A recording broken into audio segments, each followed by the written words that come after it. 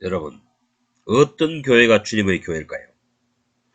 어떤 교회를 주님께서 이것은 나의 교회다 라고 인정하실까요?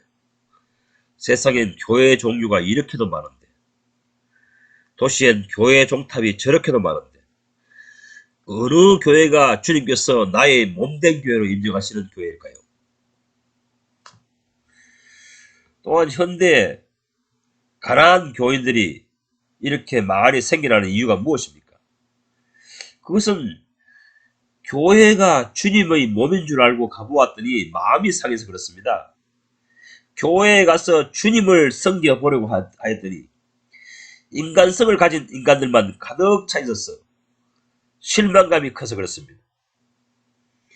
이렇게 부패한 교회는 하나님의 거룩한 냄새를 풍기는 집단이 아니라 인간의 냄새만 푹푹 풍기고 있는 것입니다. 이런 교회는 주님의 교회가 아닙니다. 예수님의 표현을 빌리자면 마귀 새끼들의 집단입니다. 그들의 암이 마귀의 정신으로 모여있는 신앙인들이라는 것입니다. 요한복음 8장 38절, 너희는 너희 아비에게서 들은 것을 행하느니라 하십니다. 마귀 짓을 하고 있다는 것입니다. 여러분, 왜 신약 성도는 예수님처럼 살아야 한다고 명령하시겠습니까? 그것은 하나님은 인간의 육신의 눈으로 볼 수 없는 분입니다. 그래서 육신의 눈으로 볼 수 없는 하나님을 너희들의 착한 행실을 보고 하나님을 보여주라, 알려주라, 계시해주라 이렇게 말씀하시는 것입니다. 보이지 아니하는 하나님을 보여줄 수 있는 유일한 수단이 하나님을 믿는 사람들이요, 그들의 단체가 교회입니다. 하나님의 입장에서는 그렇다는 것입니다. 내가 참으로 하나님을 섬기는 사람이라면 주변에서 날 보는 사람이 당신을 보니 당신이 믿는 하나님이 살아계시다는 것을 부정할 수 없군요. 이렇게 해야 됩니다. 참된 주님의 몸된 교회라면 그 교회의 주변에 있는 사람들이 당신들이 하는 행동을 보니 참으로 하나님은 살아계시기는 한가 보다, 이렇게 평판을 받아야 됩니다. 현대교회는 세상에게 지금 개독들이라는 오명을 받고 있습니다. 이런 교회는 이미 기독교가 아닙니다. 세상의 빛이요 등대가 되어야 되는데 이런 악평을 듣게 만드는 교회는 이미 교회의 사명에서 상실했습니다. 예수님의 몸된 교회가 아닙니다. 하나님께 욕을 얻어먹이는 마귀들의 집단인 것입니다. 하나님이 어떠하심을 투영하는 단체가 교회요, 그 교회 구성원들이 교회의 지체들입니다. 그래서 예수님께서는 육체로 계실 적에 나를 본 자는 아버지를 보았다 하셨습니다. 예수님을 본 자는 예수님을 통해서, 예수님을 투영하여 그 안에 계신 하나님의 살아계심을 보게 된다는 것입니다. 그 예수님이 교회 시대에는 몸된 교회로 나타납니다. 생각해 보십시오. 이 인간의 몸은 머리의 표현입니다. 머리의 몸짓입니다. 머리의 행위입니다.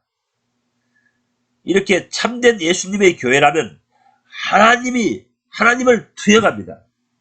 예수님의 육체를 통해 하나님을 볼 수 있듯이 신약 신도에게 너희의 착한 행실을 통해 하나님을 보게 하라 하십니다.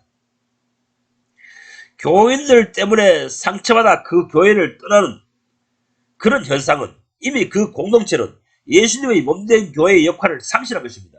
주님께서 그런 교회 조직을 교회로 인정하지 않습니다. 주님의 교회로 인정하지 않습니다. 인간 조직입니다.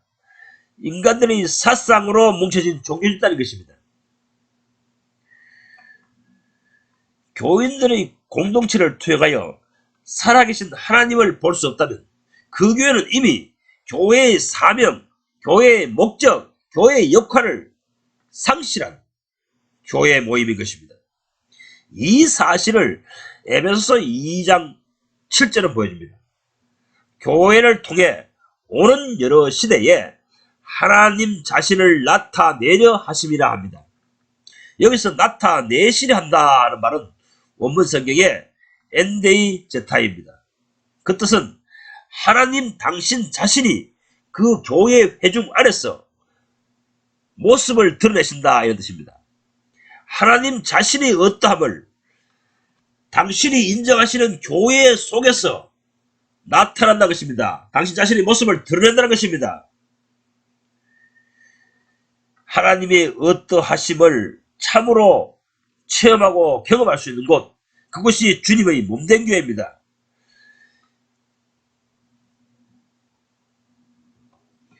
하나님의 어떠하심이 예수님의 모습으로 투영하였고 이제 부활 승천하신 후에 신약시대에는 예수님의 몸된 교회를 통해서 하나님 자신을 투영합니다. 하나님을 알려고 하는 사람, 하나님의 어떠하심을 확실히 알고 싶은 사람은 예수님의 몸된 교회, 주님의 몸된 교회를 찾아가야 합니다. 한 군데 더 성경을 보겠습니다. 에베소서 5장 26절에서 27절입니다. 자기 앞에 영광스러운 교회를 세우고자 계획하셨다 합니다. 영광스러운 모습, 하나님이 보시기에 영광스러운 모습은 거룩하고 흠이 없어라입니다. 거룩하고 흠이 없는 교회의 모습, 교인들의 공동체, 그들이 하나님께서 보실 때는 나의 교회, 예수 그리스도의 몸된 교회라는 것입니다. 예수님께 나의 교회로 인정받는 교회의 모임은 어떤 모습을 지녀야 합니까? 거룩한 교회입니다. 기독교 모임이 거룩성을 상실하면 이미 교회가 아닙니다. 교회가 아니기에 그들에게는 거룩하게 하시는 말씀을 공급하지 않습니다. 그들 설교자들이 아무리 성경을 연구하고 성경을 해설하여 강의하고 설교해보지만 거기에는 그 설교를 아무리 들어봐야 성령께서 거룩해 하시는 말씀을 열어 보여주신 것이 아니기 때문에 그 교인들은 10년, 1000년을 청원한다 할지라도 거룩한 형상으로 성화되지 않습니다.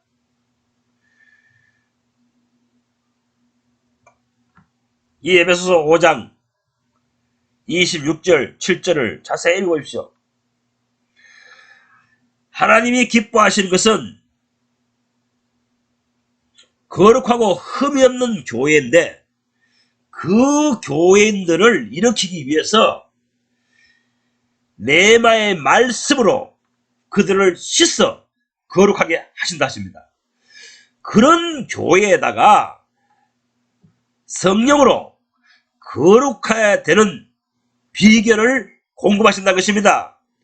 그러니 그 교회에서 설교하고 가르치는 내용이 성화되는 진리가 나타나는 것입니다. 주님이 인정하시지 않는 교회에서는 거룩하게 되는 길을 발견할 수 없습니다. 자꾸만 세속으로 쩌들어져 갑니다. 말로는 논리적으로는 예수에 대한 이야기를 하지요. 하지만 예수님의 모습을 닮을 수 없습니다. 예수님의 모습을 닮아가게 하는 진리가 선포되지 않습니다. 왜냐하면 성부와 성자와 성령께서 가르쳐주지 않았기 때문입니다. 성화되는 비결을 가르쳐주지 않았기 때문입니다. 이 계시가 열려야 합니다. 이 계시가 열려야만이 주님께서 인정하시는 주님의 몸된 교회 안에 생활을 할 수 있는 것입니다. 주님의 몸된 교회의 지체가 될 수 있는 것입니다. 신약 시대가 오기 전에 교회를 성전이라고 하셨습니다. 왜 성전이라고 하셨을까요? 이 성전이라는 뜻은 거룩한 공간이라는 뜻입니다. 메시아 예수께서는 이 거룩한 공간을 확보하러 오셨습니다. 그래서 다윗의 무너진 장막을 일으키러 오신 예수라고 하는 것입니다. 이 교회가 거룩한 교회다. 교회에서 제일 중요한 알맹이는 거룩성이다. 이것에 대해서 확실히 알기 위해서 한 군데 더 성경을 보겠습니다. 고린도전서 3장 15절에서 17절입니다. 너희가 하나님의 성전인 것과 하나님의 거룩한 성령이 너희 안에 거하시는 것을 알지 못하느냐? 누구든지 하나님의 성전을 더럽히면 하나님이 그 사람을 멸하시리라. 하나님의 성전은 그러하니 너희도 그러하리라. 하나님의 성전은 거룩하기 때문에 너희도 거룩한 사람들이다. 그래야 하나님께 성전으로 인정받는다. 이렇게 지금 사도 바울은 설교하고 있는 것입니다. 이 기독교 신앙의 초보적인 이해는 이 성경 구절을 읽을 때 늘 자신 개인에게만 적용합니다. 아, 내가 주님 앞에 거룩한 성전이 되어야 되겠구나, 이런 마음을 품습니다. 그런데 사도 바울이 전했는 복음은, 이 성경은 그런 뜻이 아닙니다. 성도 각자가 마음에 성전된 사람들이, 그 거룩한 사람들이 같이 모일 때에 그들이 성전이라는 것입니다. 개인적으로도 하나님의 성전이 되어야 하고 단체적으로 모일 때도 거룩한 성전이 되어야 한다는 것입니다. 영혼 속에 하나님의 성전된 사람들이 모일 때 하나님의 거룩한 성전이고 거기에 하나님께서 임재하신다는 것입니다. 이 거룩한 성전을 더럽힐 때에 하나님께서는 누구라 할지라도 그들을 멸하시리라, 이렇게 말씀하고 계시는 것입니다. 교회, 신약교회에서 제일 중요한 것은 거룩성입니다. 거룩성을 잃어버리면 신약교회가 아닙니다. 예수님의 교회가 아닙니다. 이 거룩한 성전이 개개인의 성전이 아니고 단체적인 하나님의 거룩한 공간이라는 것을 사도 바울은 이 3장 9절에서 확실히 설명하고 있습니다. 우리는 하나님의 동역자들이요 너희는 하나님의 밭이요 하나님의 집이니라 합니다. 개인이 하나님의 밭입니까? 성도 개인이 하나님의 집입니까? 그렇지 않습니다. 성경에서 계시하는 하나님의 집은 성전을 말합니다. 하나님의 밭은 하나님이 자기 생명들을 키우는 밭이라는 것입니다. 하나님께서는 신약시대에 뭘 하고 계십니까? 하나님의 생명을 생겨나게 하여서 그 생명들을 자기의 밭에서 기르고 계신답니다. 거룩한 하나님의 나라에, 미래에 세울 거룩한 하나님의 나라에 데리고 갈 백성을 기르는 것이 신약시대의 교회입니다. 이 교회 안에는 하나님의 생명들을 기르고 계십니다. 우리가 채소를 밭에서 기르듯이 하나님의 생명을 기르고 계십니다. 이 사실에 대해서 이사야서 60장 21절이 예언합니다. 내 백성이 다 의롭게 되어 영원히 땅을 차지할 것이요 그들은 내가 심은 나무요 내가 심은 가지요 내 손으로 직접 만든 것으로서 앞으로 나의 영광을 나타낼 것이다, 이랍니다.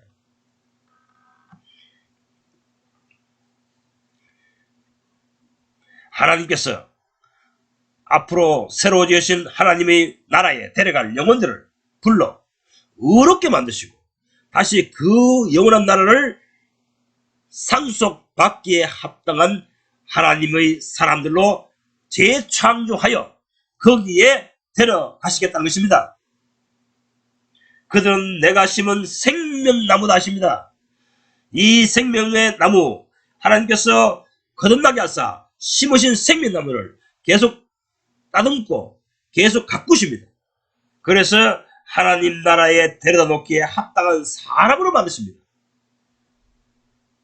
사람이 어떻게 거룩해 됩니까? 어떻게 사람이 거룩한 사람이 됩니까? 예수께서는 아버지의 말씀으로 거룩하게 하옵소서 했습니다. 지금 에베소 5장에서는 주께서 주시는 네마의 말씀으로 시켜 정결케 하신다 했습니다. 거룩케 하신다고 하였습니다. 예수님께서 인정하시는 거룩한 교회는, 주님의 교회는 그 교회 안에서 영혼을 씻기시는 말씀, 정결케 하시는 말씀, 날로 날로 거룩하게 만드는 말씀이 선포된다는 것입니다.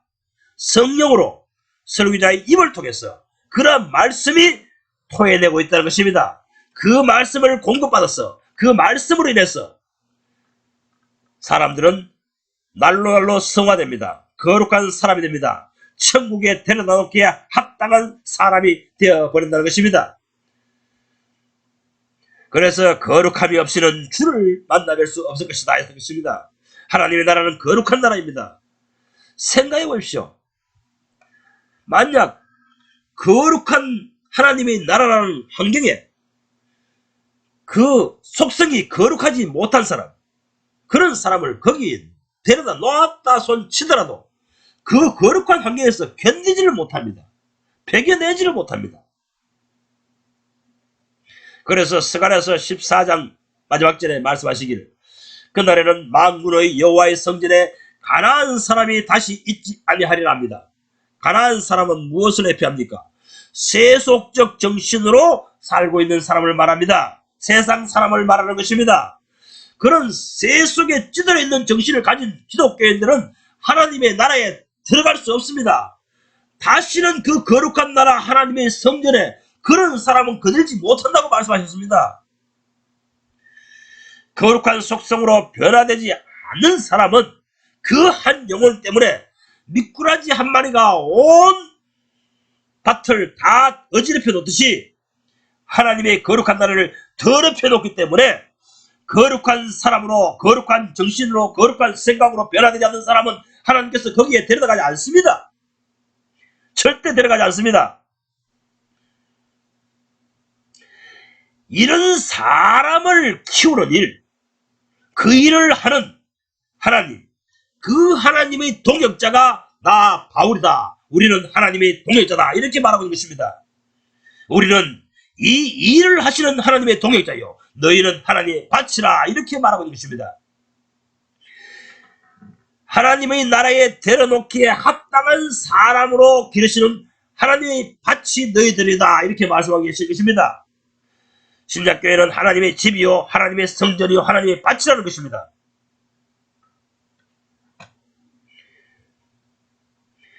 이런 계시가 분명하지 않기 때문에 오늘날 사람들이 우리 교회는 주님의 교회다 이렇게 주장하기로 합니다.